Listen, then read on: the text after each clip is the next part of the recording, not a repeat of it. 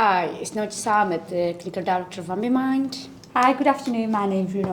I'm the Practice Manager here at Ambimind. Today we're joined with our special guest, Helen, and we're going to be talking about independent schools and the mental health, how it is within those schools, as well as neurodevelopment. So I will let Helen tell us a bit more about herself, first of all. Okay, my name's Helen Hotchkiss. I'm the school nurse. I've been a school nurse for nearly 28 years.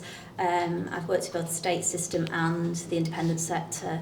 At present, I'm in an independent school on the far coast of Lancashire, but I've been matron of 4 independent schools over my career.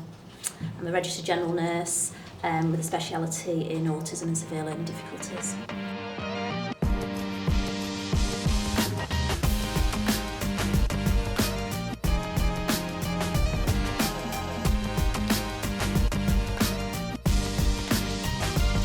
Okay, thank you for your short introduction there, Helen. So we want to open up today and discuss the importance of mental health. So for you, what is the importance of mental health, Helen? For mental health, with young people, there's no health without mental health. It's like Maslow's hierarchy of need. If there's something missing, then, in a school environment, if a child's whole, then they'll learn. But if there's something missing within that, they're not going to learn, they're not going to thrive.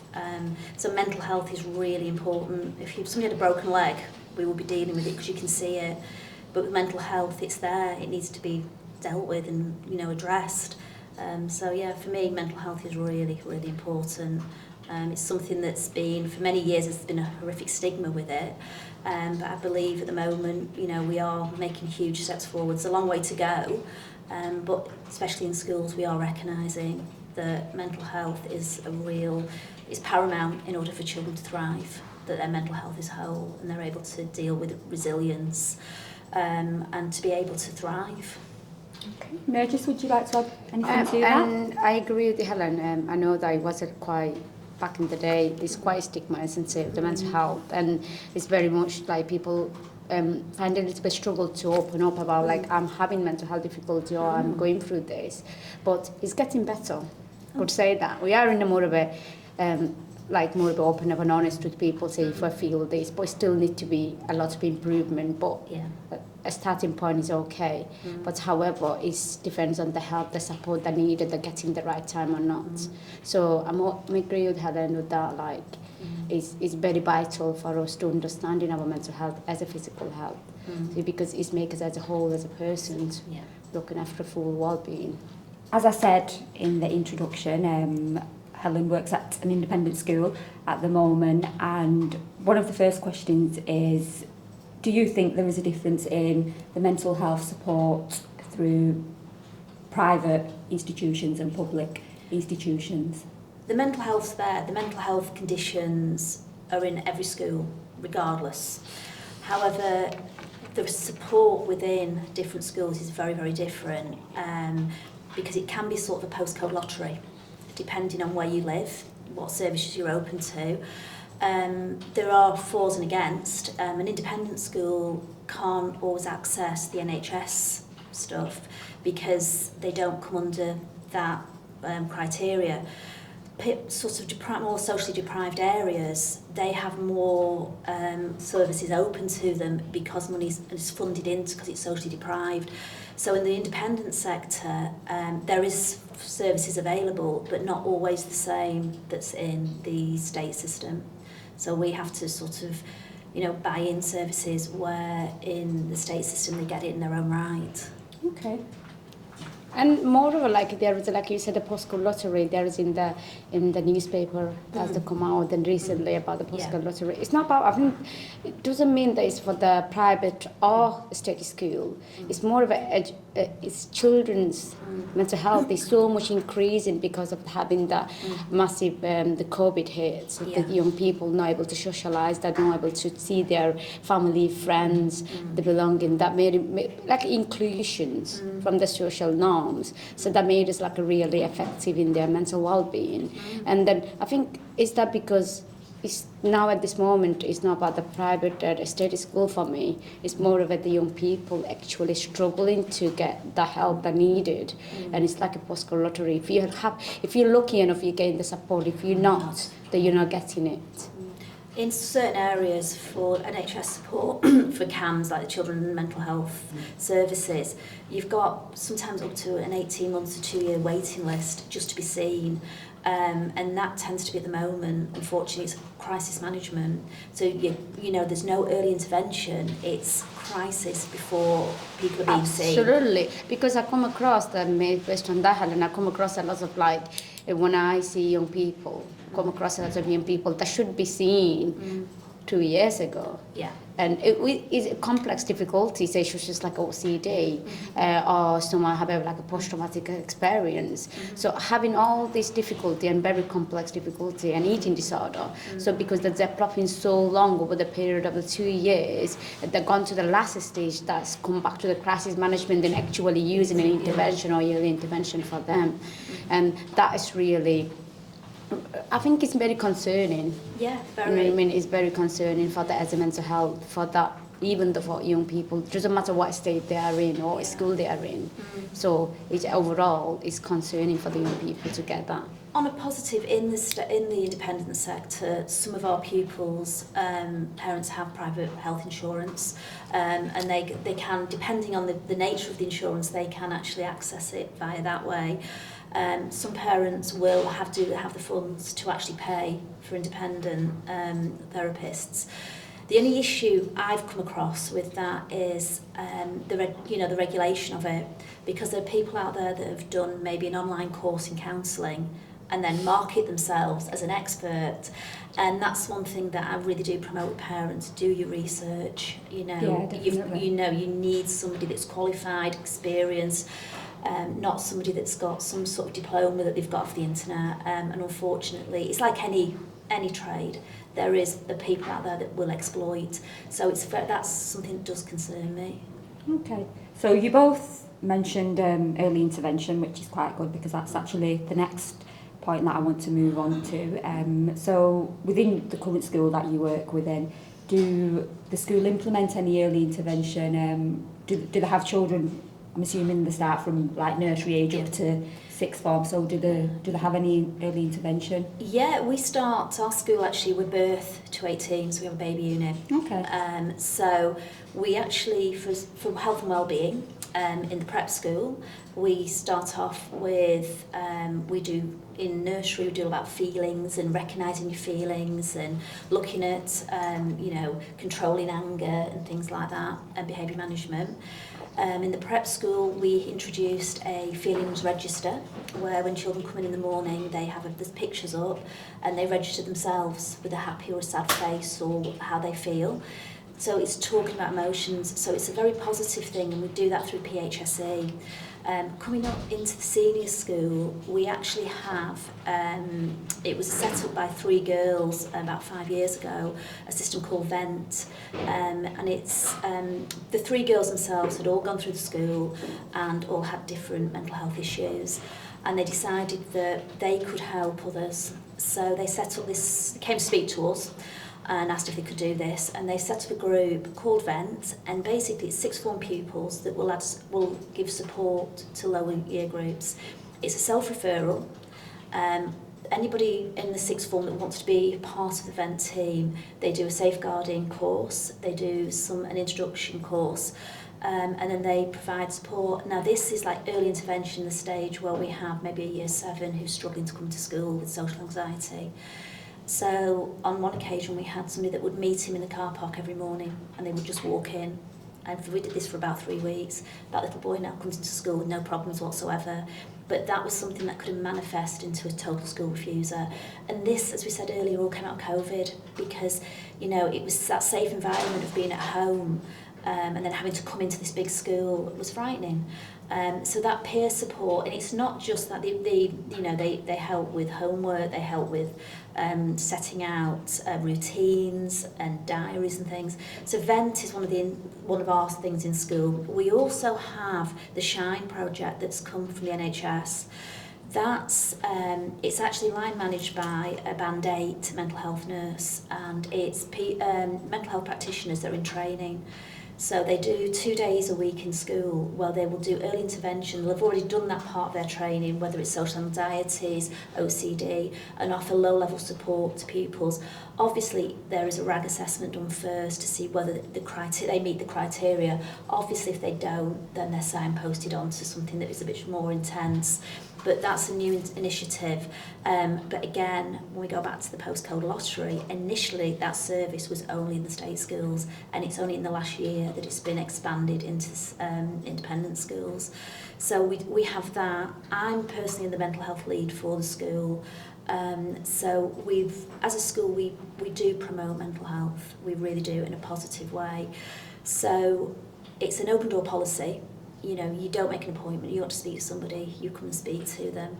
And we do it across the board. It's not just for the pupils, it's for staff. We actually went for their Wellbeing Award.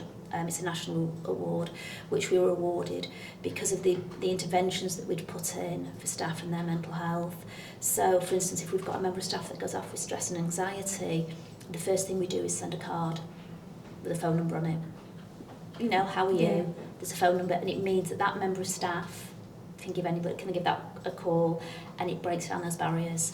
For the children, if they go off, you know, it just because if they need hospitalisation, because we have had children with eating disorders, we keep in touch, and that's something we find very, very important, that keeping in touch, that we do care, and just to know that you're not on your own. And that, as a school, that's something we're very passionate about. It's a whole school approach, to the extent where we had a parent that took their own life, and we obviously had a crisis management meeting, and it was discussed that we would talk about this.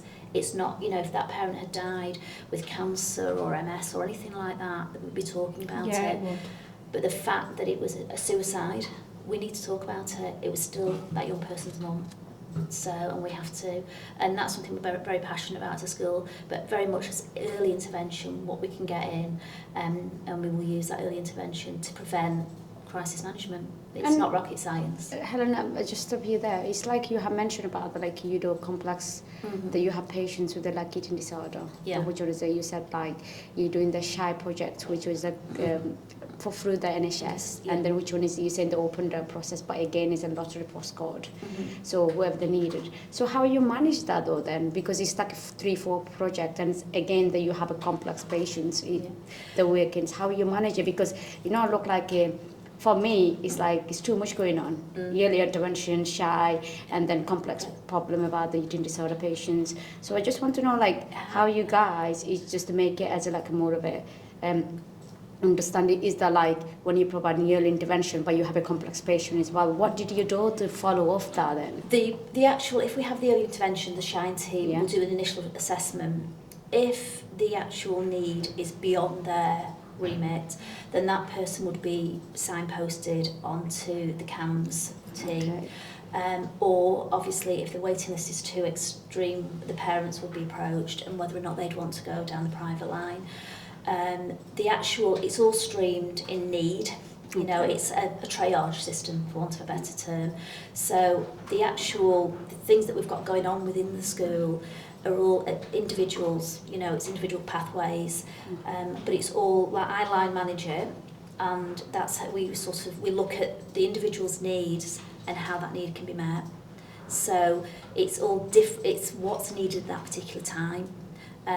But for instance, when we do hit crisis and we've got somebody, as you say, with an eating disorder, that is obviously, you know, I do the referral. I speak to the parents, and I'll be honest with you, I have had situations where parents don't want to admit there's a problem, and unfortunately at that point then you're looking at safeguarding, and you have to go down the safeguard line. Okay, so you've covered quite a lot of my questions there, so I don't even need to ask. You went through it nicely, so thank you for that.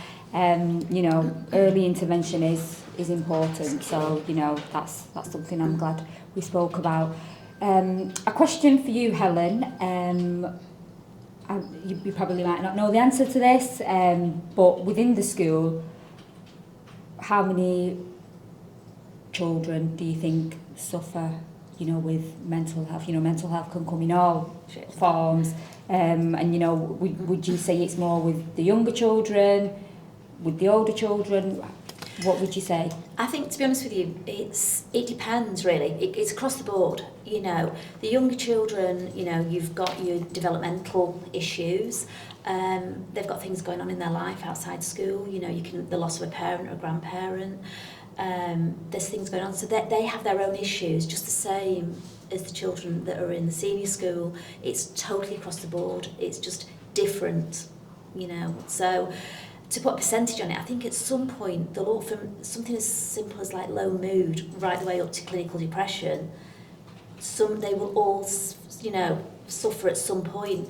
But one of the philosophies we have is that it's all right to feel sad.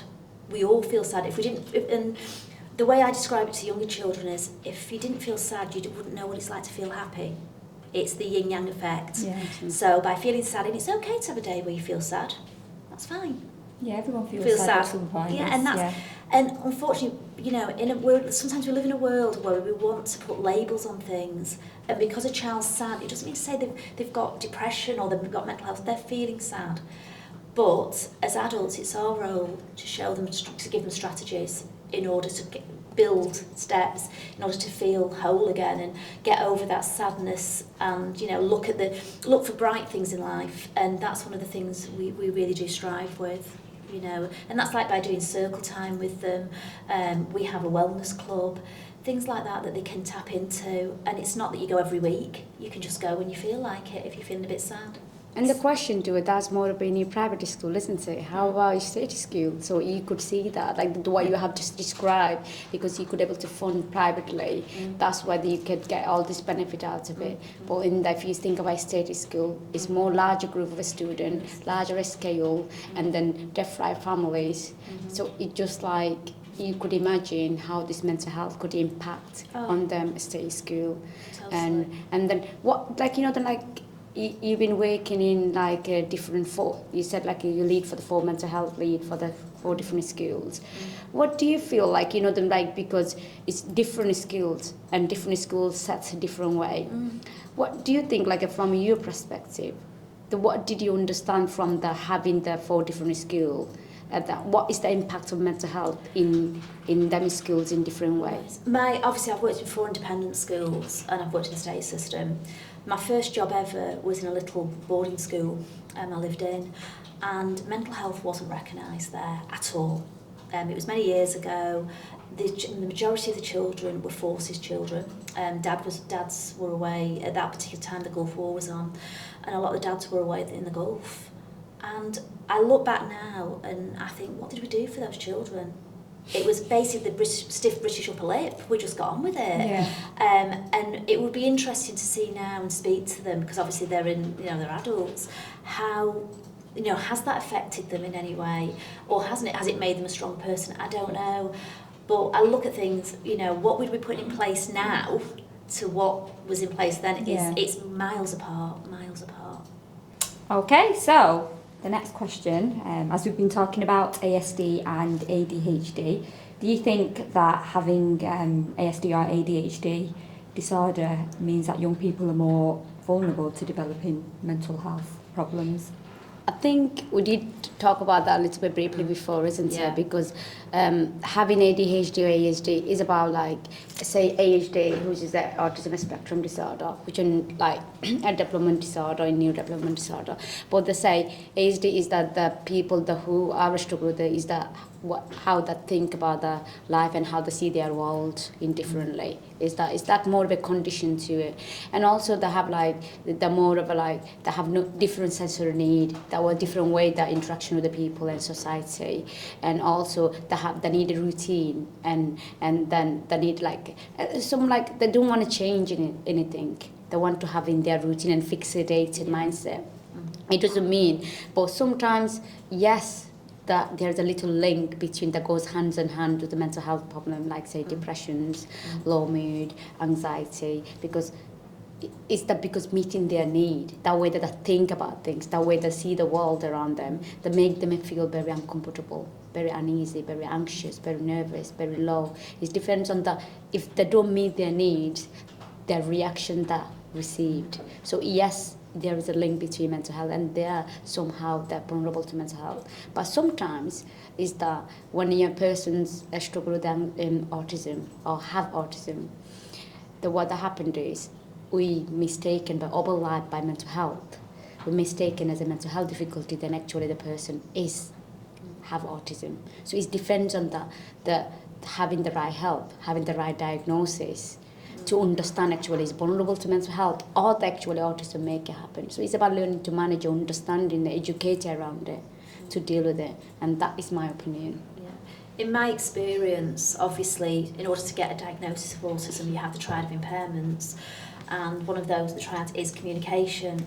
Now, a young person with autism will struggle to verbalise how they're feeling because they don't recognise how they feel.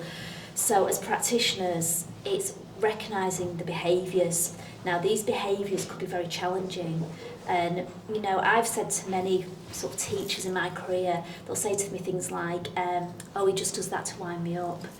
I have to break it to them gently. You're not important in their life enough to they're not winding you up, they are communicating with you. And that is one of the prime things that we need to look at as practitioners, is that communication.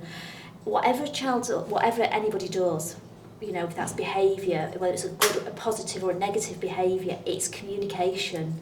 Absolutely. And you know, the one thing is you basically hit the nail on the head in here. One of the things is autism. I don't think it's any neurodevelopment difficulty.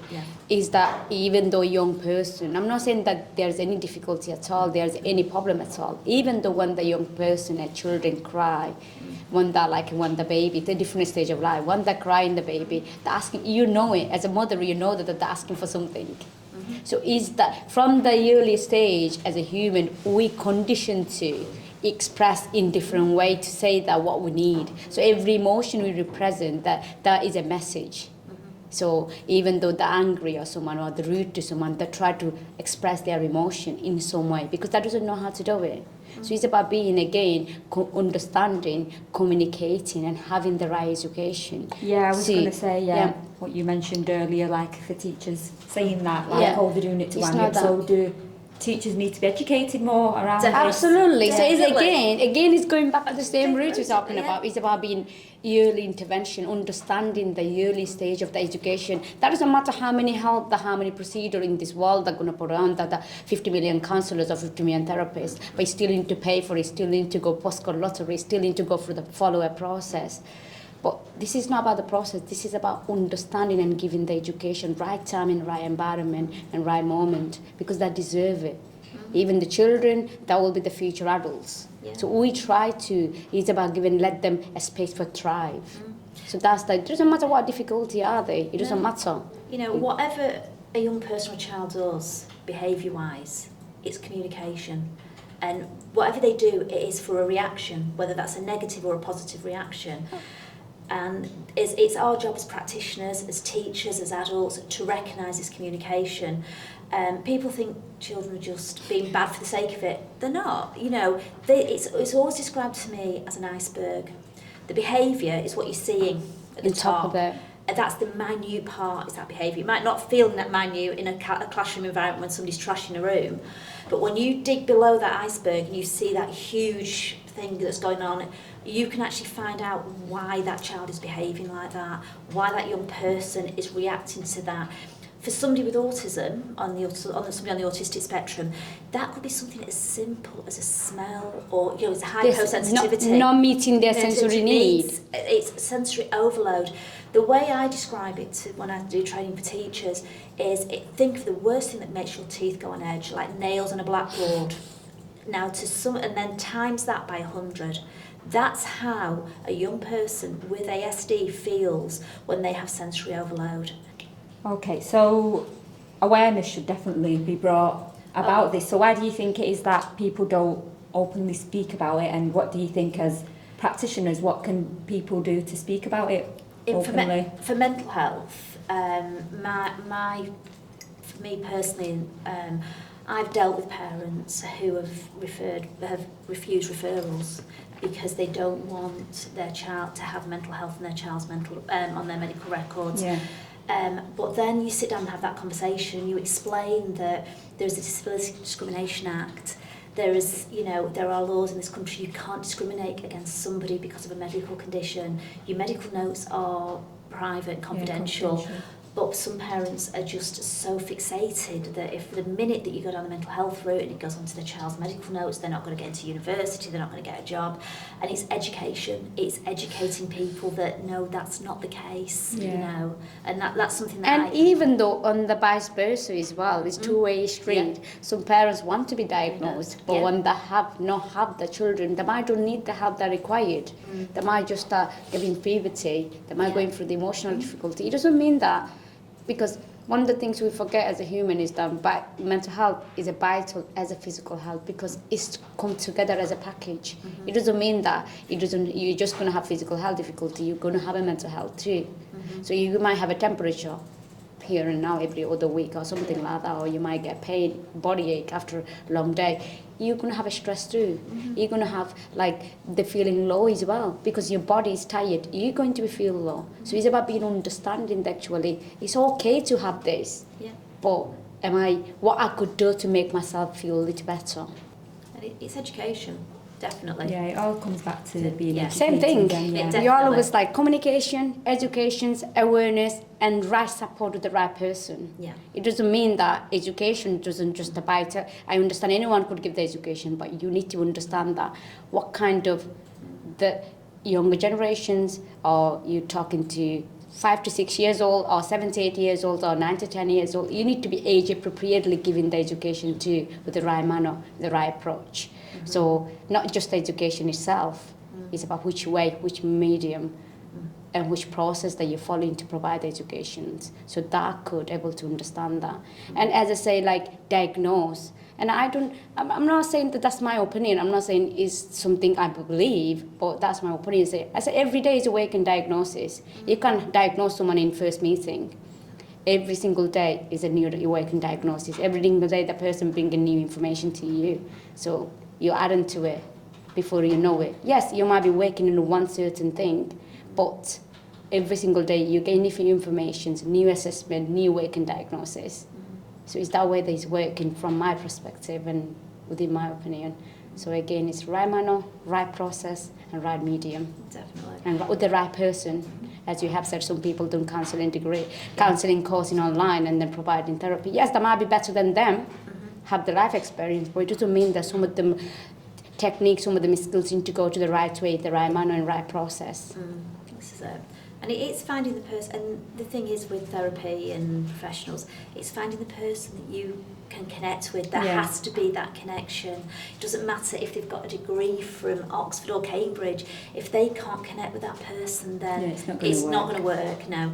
But what I do say to pupils that I deal with, if I'm referring them on, a lot of them are very resilient to counselling or whatever, and they go for one session and it's not worked. There's no magic dust. And I always say, look, give it a few goes, because you've got to, that relationship is not going to happen overnight. You've got to be able to build that up with your counsellor or your mental health practitioner.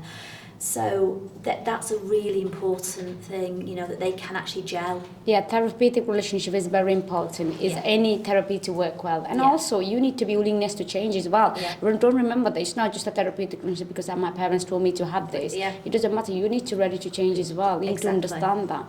I understand for the younger, say, for toddlers and or for 7, 8 years old, they might find it hard to understand actually what is going on. So giving the right education, but with the adults, that need to understand actually is that do you really need to change the what you're going through, or you just doing because of sake of someone told you to do it, or you got referral from some your work placement. It's not because of that, because the other persons that your therapist or your counselor or your psychologist there, they're sitting there to give you the best support as possible. That doesn't know you. They don't have no connection with you. That doesn't have no enmity with you or anything like that. They don't know you, but they want to help you. They want to provide you the best support. So it's about do you really want to change? Do you want willingness to change? It's very important. And, sometimes with therapists, it's like opening Pandora's box. Absolutely. I liken it to, as a nurse, I liken it to a wound.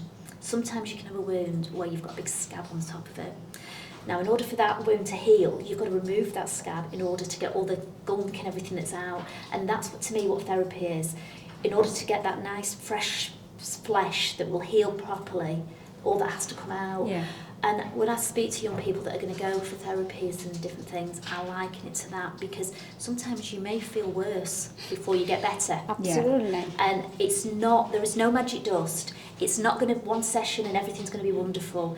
Well, they're going to give you strategies, they're going to help you build resilience and to move on and to sort of deal with these things, but it's not going to happen overnight. And that's one of the things that I think sometimes, not just sort of young people, parents want a quick fix sometimes. Absolutely. So it's not about fixing. It's not fixing. And you need to give them skills. You need to practice them with them, and you need to do the work. They might give you the skills to practice it. They might show you how to do it, but you're only doing 40 minutes or 50 minutes in an hour. Yeah. But you're 167.5 30 minutes with yourself. So you need to use them. You need to practice them. And then if you don't do it, and then you come back in extension, it's not improved, and I'm not feel better. No. That's where just therapy work. Therapy is about you have a trust and open space there where you could feel safe and talk about what is going on in your life, and someone there listen to you and give you some equipment that to take away home, for not just for about the problem, for your life, to lead your life in a better way. So that's a therapy. I always liken it as well with pupils that I refer on, is that it's a two-way street. The therapist is giving you her time, you've got to give them your time. This works both ways. Calibration approach. Yeah, you've got to be open to change and open to be able to move on and, deal with this. And that's one of the things I really liken it to. And before I sort of refer anybody on, that's the conversation we have. Because it's a waste of time, it's a waste of the therapist's time, it's a waste of your time going if you're not prepared to put your part in. Yeah, definitely. So I hope we answer your questions. Any questions left? Thank you, ladies. Us? That's actually the end of our podcast today. So thank you, Helen, for joining us all the way from Blackpool. It was lovely to see you. Thank you, Nurjis, as well. Thank you, Helen. And until next time, guys. We'll see you later. Bye-bye. Bye.